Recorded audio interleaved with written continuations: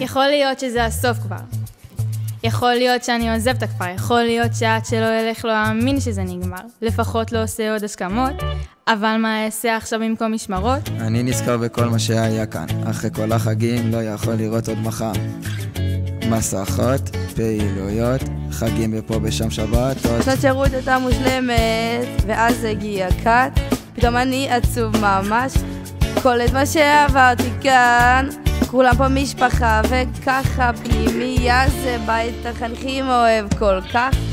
פרידה מכם זה קצת כואב, לא אתגבר אני חושב, אין כרמית, תמיד בלב, תמיד בלב. תפתחו לי את החדר, אני עוזב עכשיו דברו עם החיילת. לא רואה את עצמי נפרד גם מהצוות, עוד לא מרגיש שזה הזמן שלי ללכת.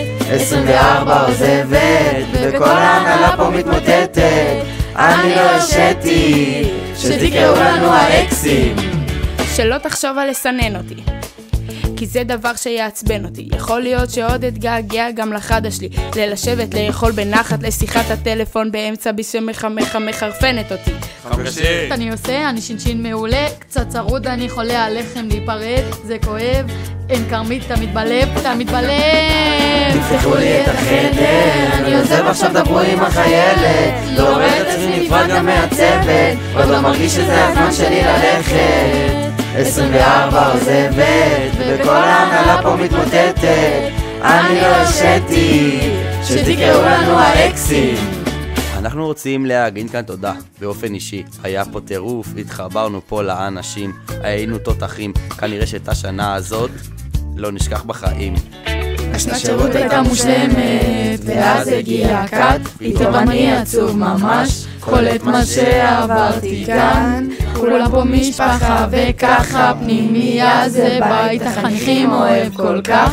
פרידה מכם זה קצת כואב, לא אתגבר אני חושב, אין כרמית, תמיד בלב, תמיד בלב. תפתחו לי את החדר, אני עוזב עכשיו דברו עם החיילת. לא רואה את עצמי נפרד גם מהצוות, עוד לא מרגיש שזה הזמן שלי ללכת. 24 עוזבת, וכל ההנהלה פה מתמוטטת. אני לא הרשיתי, שתקראו לנו האקסים.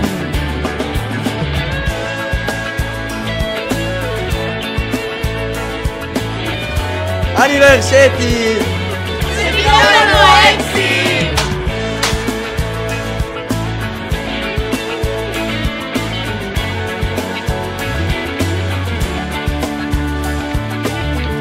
אוהבים אתכם, אתם פשוט